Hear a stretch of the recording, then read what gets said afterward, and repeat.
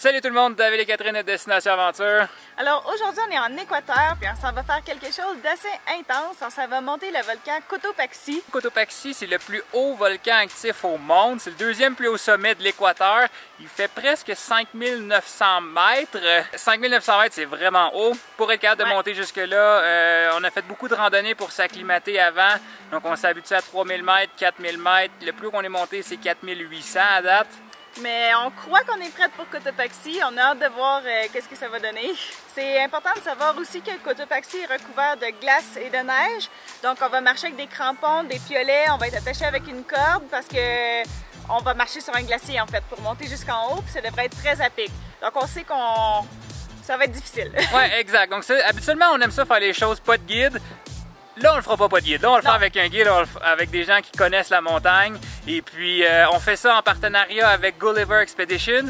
Donc, encore une fois, nous, on fait une vidéo. Puis, eux, en échange, ils nous ont donné l'excursion. Donc, on les remercie beaucoup. Pour faire différent, cette fois-ci, il y a une troisième personne qui s'ajoute à l'équipe. Puis, c'est pas Osso. Donc, le troisième membre de l'équipe pour cette expédition-là, c'est lui ici. Il s'appelle Frédéric Lalande. Le frère de Catherine. Ouais. Fait que Fred est venu nous rejoindre pour 2 semaines en Équateur, principalement pour se dépasser puis faire du sport. Donc il nous a suivis dans toutes les dernières randonnées, puis c'est là qu'on va vraiment se tester sur Cotopaxi. Ben hâte, un bon défi qui s'en vient, puis let's go! Côté équipement, nous on en a une partie, puis le restant c'est eux qui nous le fournissent. On va vous montrer ça rapidement parce que c'est assez important et impressionnant en même temps. Crampons, donc parce qu'on va marcher sur de la glace. On en a chacun une paire de prêtés. Moi j'ai les plus belles bottes old school qui existent. D'après moi ils datent des années 80, mais c'est pas grave. C'est ceux qui me faisaient. Piolet. Donc c'est pas pour grimper, c'est pour se supporter quand tu marches. Donc on en a juste un chacun. Ensuite de ça, on apporte nos harnais d'escalade. On a nos casques. On a nos sacs de couchage.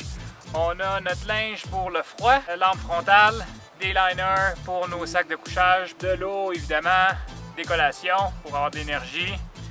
Et ça ressemble à ça. Nos guides sont arrivés, fait que je vais vous les présenter. Hola chicos, bueno, mi nombre es Cristian Rivera, soy el guía de los chicos del día de hoy, junto con Sergio Pinetoa.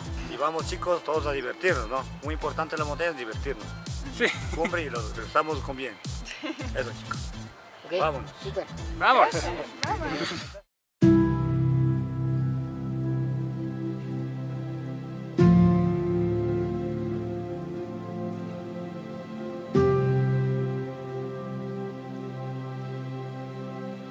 Là, on est rendu au stationnement. On est à 4580 mètres d'altitude. En ce moment, il est 4 heures. On va monter jusqu'au refuge. On va dormir là.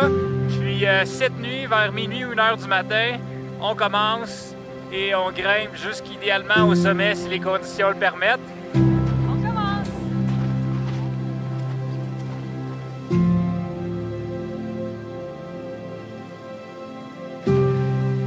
On arrive bientôt au refuge! Voici donc le refuge.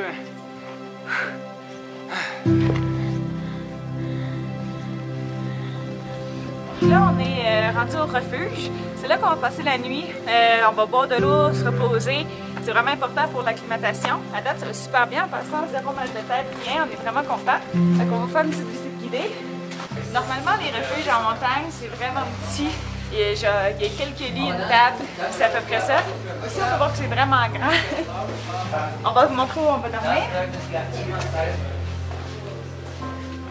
El dormitorio.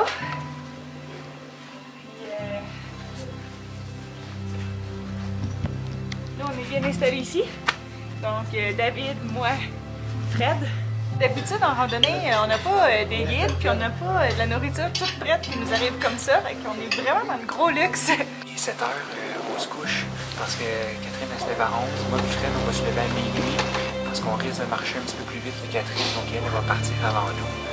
Puis nous, on part 1 heure après. Et techniquement, si tout va bien, on devrait arriver au sommet en même temps. Donc Catherine elle part avec son guide, puis moi et Fred, on part avec notre guide. Et là, on va essayer d'attraper quelques heures de sommeil parce que ça sera pas trop long qu'on va devoir se lever. Donc, bonne nuit. Ok. Il est à peu près 11h30. Je viens de me lever, m'habiller pour partir. Le vent est un peu plus fort que la normale. On va voir qu'est-ce que ça donne. Là, il est un peu passé minuit. On se lève. Catherine est déjà partie il y a 1 heure parce qu'elle commence avant nous. Nous, on prend le déjeuner. Pain et thé. Je pense que ça va être quelque chose. Je pense que ça va être quelque chose. On se sent comment? Un peu nerveux, mais ça va être cool. Ok, fait qu'on part.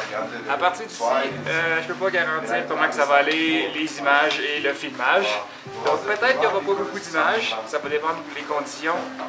Donc on souhaite bonne chance, puis on se revoit idéalement au sommet.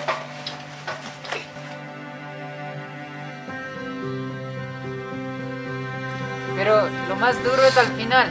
Necesito que tengan fuerzas para el final.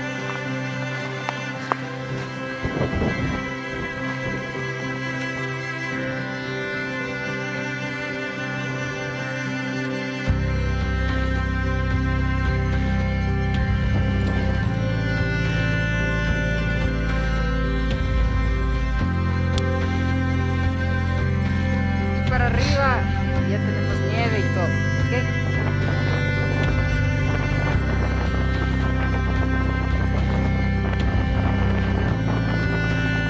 C'est tough. Ça monte pas mal, mais on y va doucement, puis je pense qu'on va se rendre, là. Il est 4 h du matin? Ouais. Ouais. Il est à 5600 mètres. 5600? Il en reste 300. Ah bon, ben on arrive.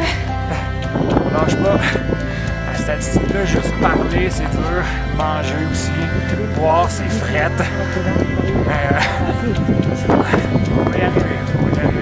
On a hâte de voir le soleil arriver, par exemple.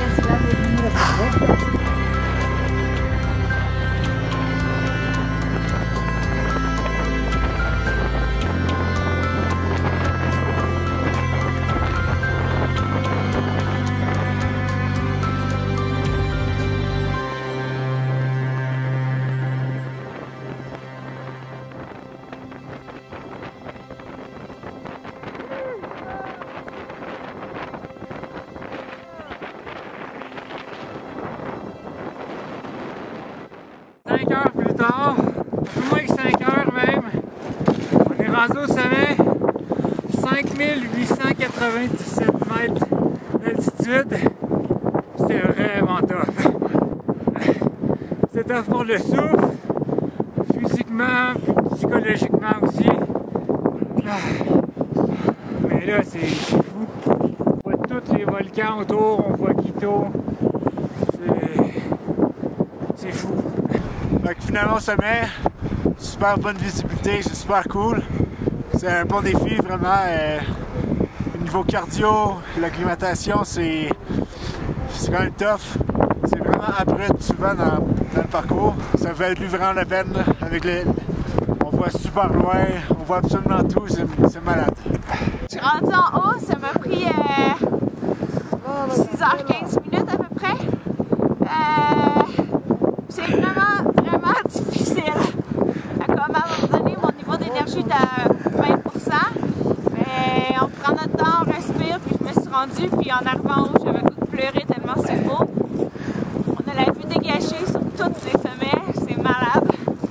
Je pense que c'est la plus belle montagne qu'on a faite. Je vais en profiter un peu parce qu'on descend dans 5 minutes, il fait froid. Comment t'as trouvé ça? Je pense qu'on est tous contents d'avoir fini. En plus, on a eu un bon temps, fait que ça c'est le fun. C'est une super belle expérience. J'ai bien trouvé. Moi, ça a été toute une épreuve, autant physique que mentale. Il a fallu que je me parle pour me rendre jusqu'en haut. Il restait 200 mètres, puis j'étais épuisée, mais 200 mètres, ça paraît rien, là, mais ça a pris 2 heures monter 200 mètres, c'est 200 mètres comme ça. Fait que ça a été pas facile, mais un coup rendu en haut, j'avais les larmes aux yeux tellement c'était beau. Puis je suis contente de l'avoir faite. On est arrivé en même temps que le soleil se levait, c'était magique, il y avait juste 2 autres personnes, C'est complètement fou, c'est vraiment un beau moment. Sauf qu'après ça, il restait 2h30 à descendre. Ça, c'est un moins beau moment.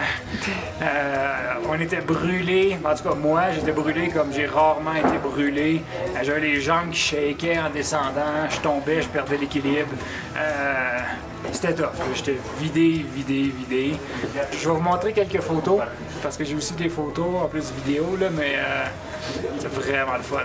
Puis une mention spéciale à nos deux guides, Christian puis Sergio, qui ont été exceptionnels.